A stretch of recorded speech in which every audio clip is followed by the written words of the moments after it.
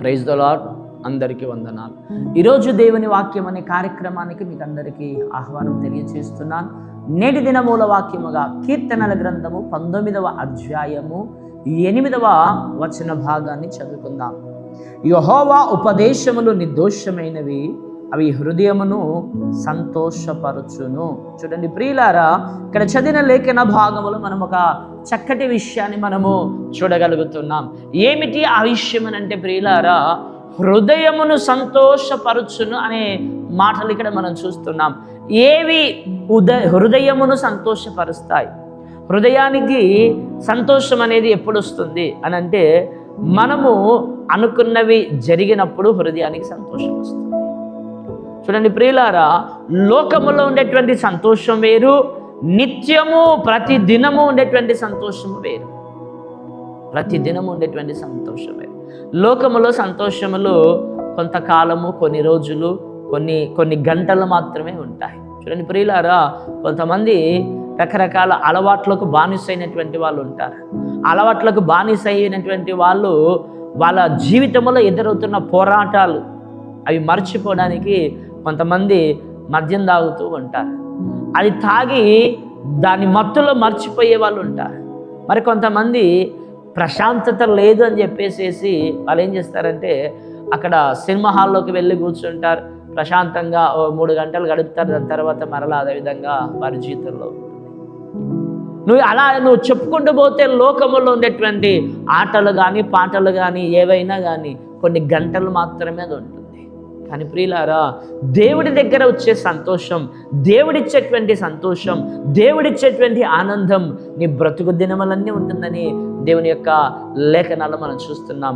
ఆయన నా నోటి నిండా నవ్వుంచెను, నవ్వు కలగజేసెను.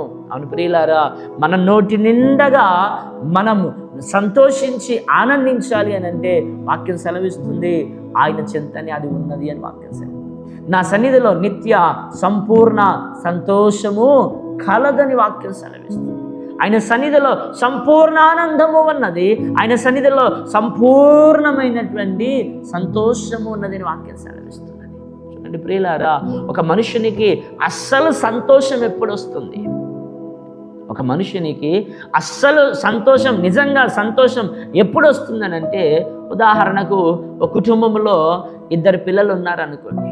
ఆ 2 పిల్లలు, 3 పిల్లలు, 4 పిల్లలు ఉన్నటువంటి ఇంట్లో ఉన్నాయి, లేదంటే భార్య భర్త, లేదంటే తల్లిదండ్రుల పిల్లలు, వారి ప్రవర్తనలను బట్టి వారి ఇళ్లలో రకరకాల అసమాధానాలు వస్తూ ఉంటాయి, రకరకాల వేదనలు వస్తూ ఉంటాయి. చూడండి ప్రియులారా, లోకములో ఎంతోమంది త్రాగుబోతులు ఉన్నారు, ఎంతోమంది తిరుగుబోతులు ఉన్నారు, ఎంతోమంది దొంగలు ఉన్నారు, ఎంతోమంది నరహంతకులు ఉన్నారు, ఎంతోమంది వ్యభిచారులు ఉన్నారు, ఎంతోమంది రకరకాల స్థితిగతులు కలిగినటువంటి వాళ్ళు ఉన్నారు.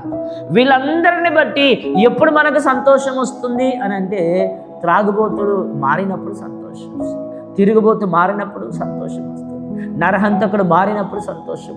ఒక వ్యక్తి తన బ్రతుకును మార్చుకున్నప్పుడు మాత్రమే సంతోషం వస్తుంది. ఒక వ్యక్తి తన బ్రతుకును ఎప్పుడు మార్చుకోగలడు? తన బ్రతుకును మార్చుకొనడానికి గల మార్గం ఏదైనా ఉన్నదా? ఆశ్రయాలు ఏవైనా ఉన్నాయా? ఒక వ్యక్తి తన ప్రవర్తన మార్చుకొని సంతోషించడానికి ఏమైనా హాస్పిటల్స్ ఉన్నాయా?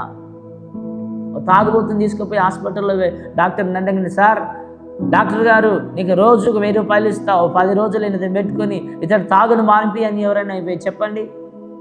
హాస్పిటల్స్ ఉన్నాయా? అలాంటివి ఏవీ లేవు. మరి ఒక వ్యక్తి ఎప్పుడు సంతోషంగా ఉండగలుగుతాడు? ఒక కుటుంబం ఎప్పుడు సంతోషంగా ఉంటుంది?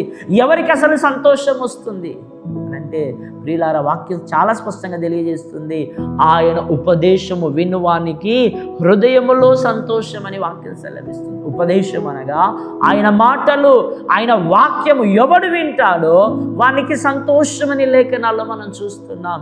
ఈ సంతోషం నువ్వు అనుభవించాలి అని అంటే దేవుని మాటలు వినాలి. దేవుని మాటలు నీవు వినాలి. దేవుని మాటలను ఎంత వింటే అంత నీకు సంతోషము. దేవుని మాటలను ఎంత శ్రద్ధగా వింటే నీ జీవితంలో అంత ఆనందము నీకు దొరుకుతుందనే విషయాన్ని లేఖనాలలో మనము చాలా స్పష్టముగా చూడగలుగుతున్నాం. యెహోవా ఉపదేశములు నిర్దోషమైనవి, అవి హృదయమునకు సంతోషమును కలుగా చేయును. హృదయమును కలుగా చేయును. ఒక అధికారి ఉన్నాడండి. ఒక అధికారికి కుష్ఠరోగం వచ్చిందట. కుష్ఠరోగం వచ్చినప్పుడు అతడు ఏం చేశాడంటే దైవజనుని దగ్గరికి వచ్చాడట.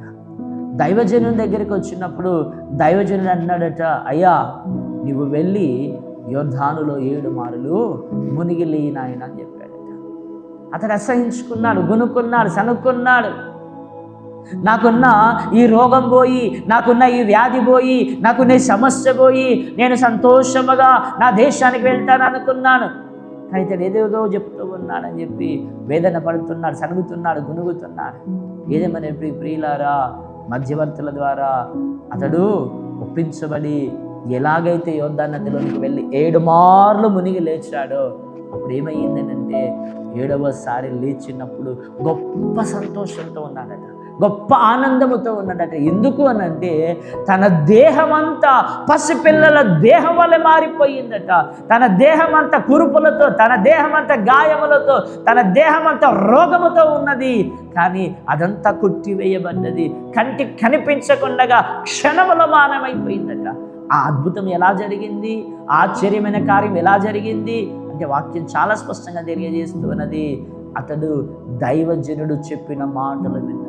అవును ప్రియులారా, దేవుడు చెప్పిన మాటలను వింటే, దేవుడు చెప్పిన మాటలకు నువ్వు లోబడితే, దేవుడు చెప్పిన మాటలను విశ్వసించి అంగీకరిస్తే నీ బ్రతుకంతా సంతోషమే, నీ జీవితం అంతా సంతోషమే. నీ జీవితంలో, నీ బ్రతుకులో ఎనలేని ఆనందము, ఎనలేని సంతోషము, ఎనలేని ఆనందపు ఉత్సాహమును నువ్వు చూస్తావనే విషయాన్ని లేఖనాల్లో మనం చూస్తున్నాం.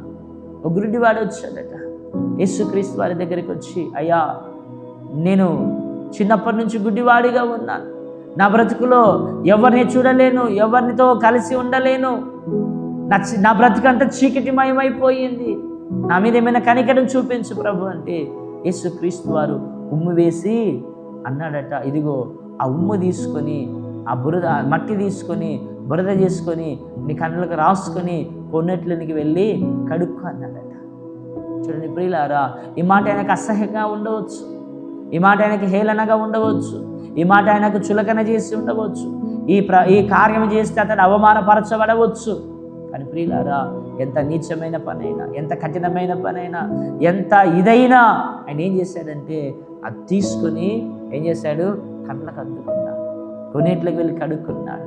ఆ గుడ్డివాడు కడుక్కుంటూ ఉండగా తన కనులు తెరవబడినప్పుడు ప్రియులారా, ఆ స్థానంలో ఒకసారి ఉండి ఆలోచించి, చీకటిలో నుండి ఆశ్చర్యకరమైన వెలుగులోనికి వచ్చినటువంటి ఆయన ఎంత సంతోషిస్తున్నాడో, ఎంత ఆనందిస్తున్నాడో, ఎంత వేదనలో ఉన్న వాడు ఎంత ఆనందంలోనికి వచ్చాడు.